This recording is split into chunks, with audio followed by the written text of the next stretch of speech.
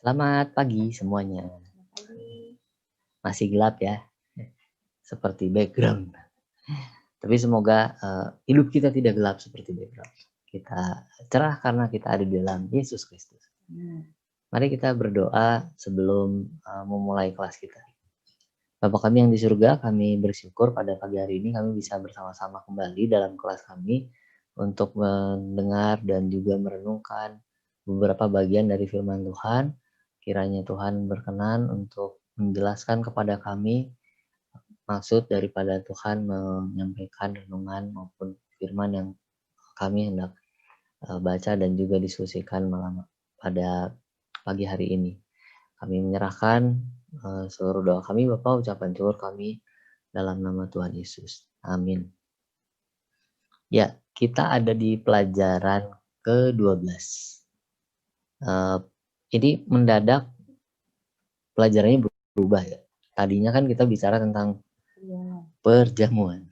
Nah, terus kemudian berubah jadi Yesus Kristus Juru Selamat. Ini judul pelajaran ke-12 hari ini. Jadi ini kenapa berubah?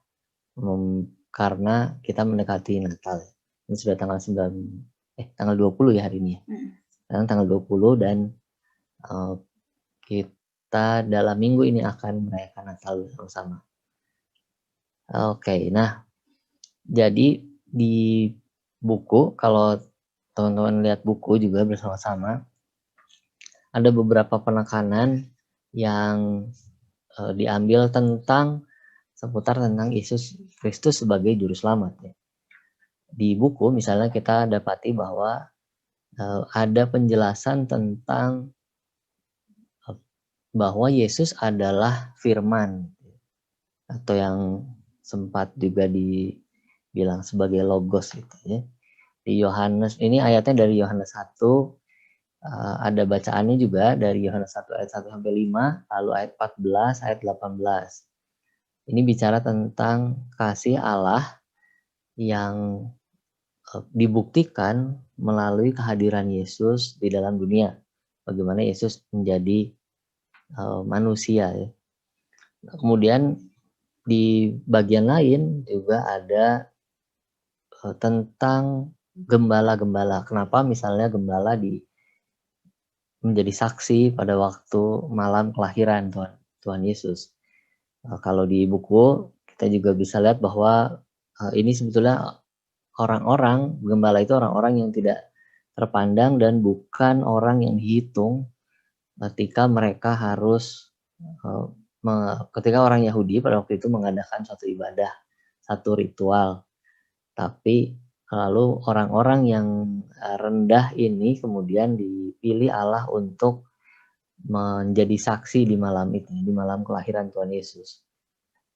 Berita keselamatan pertama bahkan diberitakannya kepada gembala. Lalu ada juga tentang kisah yang lain di dalam soal Juru Selamat adalah tentang Herodes yang hendak membunuh Yesus. Ini diambil bacaannya, kalau yang tadi Lukas tentang gembala itu dari Lukas ya, Lukas 2 ayat 8 sampai 20. Terus kalau tentang Herodes kita mulai dari Matius 2 ayat 3, ayat 8, ayat 11, 16. Kalau bacaannya dari 18 sampai 25, Matius 1 ya itu ayat 18 sampai 25 tentang kelahiran Tuhan Yesus, pemberitaannya kepada Yusuf, lalu lanjutin pasal 2 ayat 1 sampai 23 tentang orang Majus dan gimana diskusinya mereka dengan Herodes dan juga orang-orang Yahudi waktu itu tentang kelahiran Mesias yang memang sudah dinubuatkan, tapi waktu orang Majus datang untuk mengkonfirmasi kelahiran itu malah orang Yahudi menolak adanya Mesias yang seperti gitu.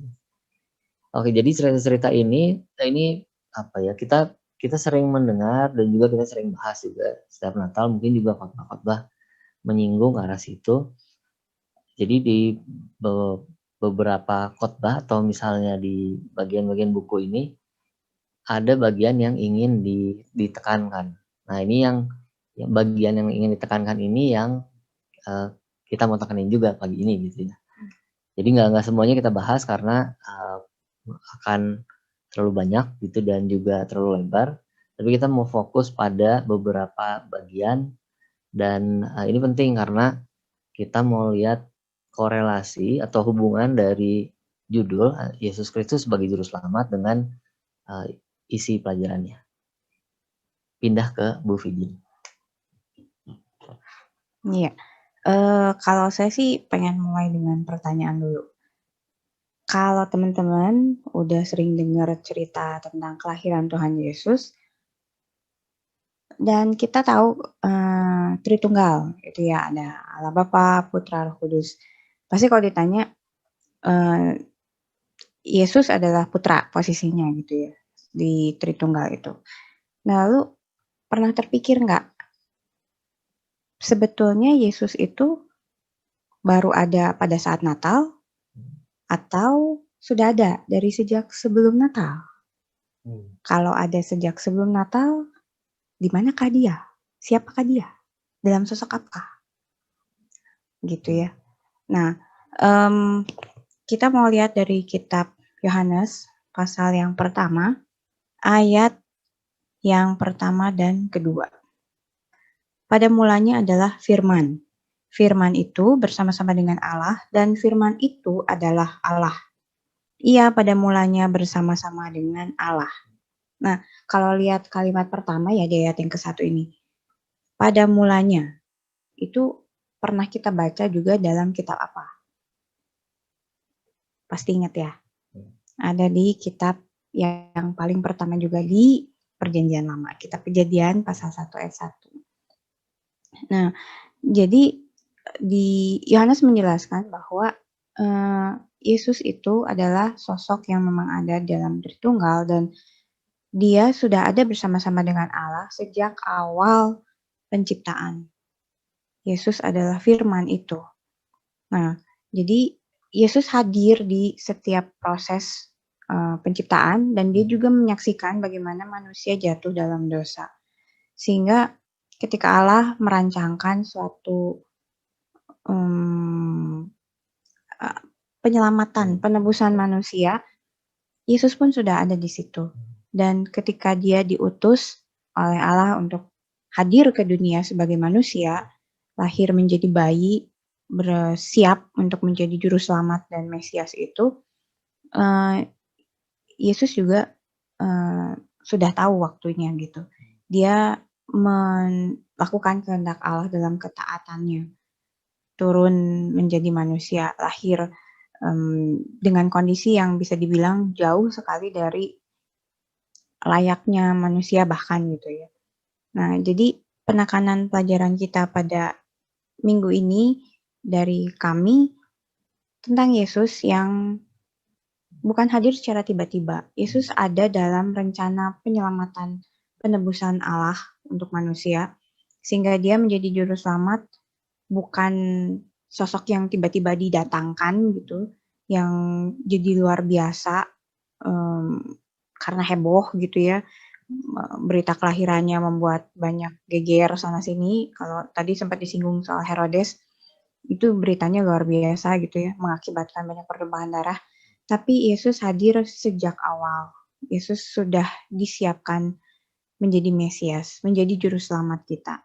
Nah, jadi saya mau kita semua semakin meyakini bahwa Yesus lahir bukan sebagai suatu hal yang baru, bukan sebagai hal yang belakangan dirancangkan oleh Allah gitu.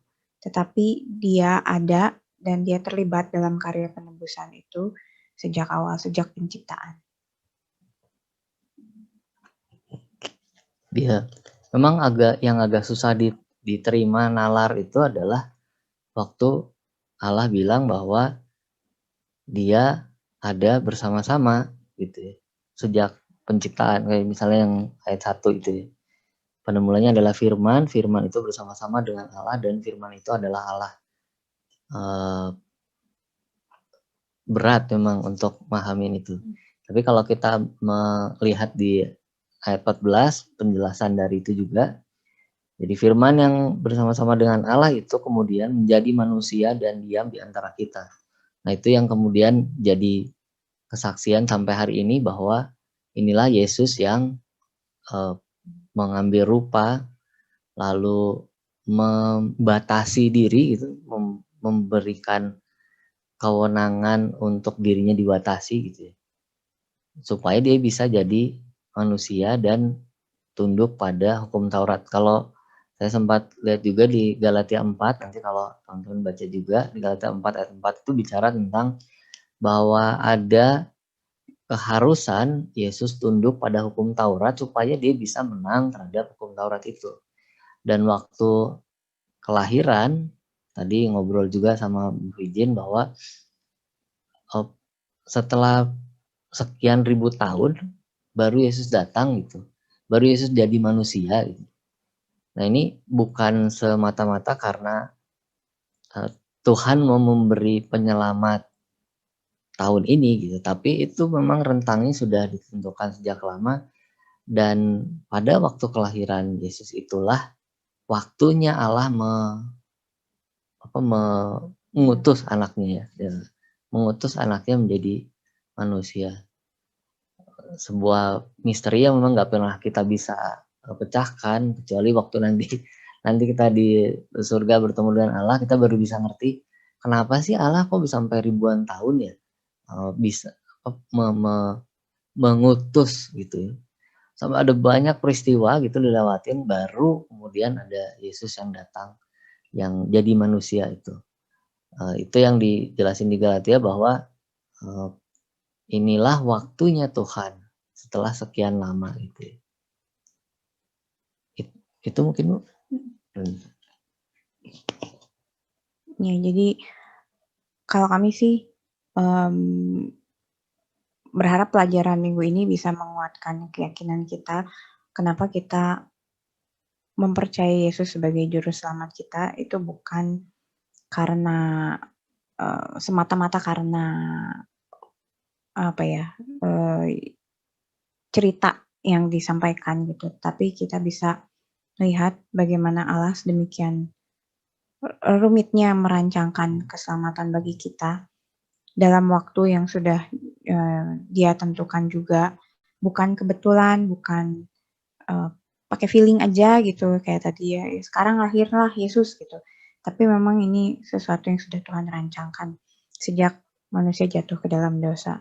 Dan Yesus tanpa kelahirannya kita juga nggak ditebus, kita masih hidup dalam penantian, tapi kita bersyukur bahwa sekarang kita sebagai generasi yang hidup setelah kelahiran Yesus bisa melihat karya keselamatan itu dan kita bisa memilih untuk mempercayai itu karena kita sudah terlebih dahulu dipilih dan dikasih Allah. Itu aja sih. Ada memang yang salah satu yang dipahami secara tidak tepat gitu, tidak tepat sehingga keluar dari pernyataan itu ya. Bertolak belakang mungkin bisa diartikan gitu. Bertolak belakang dengan pernyataan di Galatia maupun di yang Yohanes 1 tadi. Yaitu pemahaman bahwa Allah sewaktu kejatuhan manusia ke dalam dosa di Kejadian 3 itu, kemudian Allah mulai melakukan usaha penyelamatan melalui manusia. Jadi diibaratkan seperti orang yang pangkatnya lebih tinggi, lalu dia berusaha menyelamatkan rakyat di bawahnya, misalnya kalau dia petinggi gitu, lalu berusaha menyelamatkan rakyat di bawahnya dan dia mengutus anak buahnya gitu. Ayo anak rakyat, kata petinggi kamu harus bertobat, tapi dibiarin. Turun lagi anak buah yang lain, sampai banyak anak buah dan sampai akhirnya petinggi ini bilang kayaknya saya harus turun sendiri untuk nyelesain persoalan itu, dan dia memang turun sendiri nyelesain. Nah, ilustrasi itu nggak tepat karena Allah itu sudah merancang sejak dunia dijadikan, bahkan sebelum dunia dijadikan kita itu anak-anak Allah itu sudah ditentukan. Kenapa lalu Allah menciptakan dunia kalau itu udah ditentukan? Itu yang ya, beberapa hal yang salah satunya yang kita nggak bisa bahas juga. Kita nggak bisa ngerti kenapa Allah menciptakan dunia ketika Allah tahu bahwa akan terjadi itu. Tapi yang pasti kita tahu, sekalipun ada kejatuhan manusia dalam dosa, kasih Allah nggak pernah hilang. Nggak pernah dia meninggalin manusia. Sekalipun manusia berbuat dosa, itu kan artinya penentang Allah ya. Memberontak terhadap Allah, berbalik dari Allah, tapi kasih Allah itu tetap. Nah itu yang nggak mungkin. Yang Alkitab terus bahas itu adalah soal itunya, bukan soal kenapa ada kontradiksi tadi, misalnya soal kenapa manusia diciptakan padahal Allah tahu bahwa manusia akan jatuh dalam dosa. Kenapa sih kok perbuatan yang baik dan yang jahat dibuat juga gitu ya? Kenapa sih nggak dihilangin aja itu? Nanti itu diskusi yang lain sih sebetulnya. Tapi kira-kira hari ini kita bisa yakin bahwa udah yakin sih ya, udah yakin, cuma semakin yakin bahwa kasih Allah itu nggak pernah hilang dari manusia, dan kita yang menerima, kalau di ayat 1 di Yohanes 1 ayat 12 itu bilang semua orang yang menerimanya diberinya kuasa menjadi anak-anak Allah. Jadi kita yang percaya bahwa Yesus Kristus adalah juru selamat, adalah firman yang menjadi manusia, adalah Allah yang sejak awal sudah ada, tapi kemudian baru pada waktu Yesus jadi manusia, lahir dari rahim seorang perawan. Itu jadi diskusi yang panjang juga tuh, kenapa lahir dari orang perawan. Tapi itulah waktunya Tuhan, waktunya Allah mau mulai misi penyelamatan. Dari yang sebelumnya sudah dinubuatkan di Kejadian 3, lalu di Natal ini Yesus Kristusnya diwujudkan gitu ya, diwujudkan jadi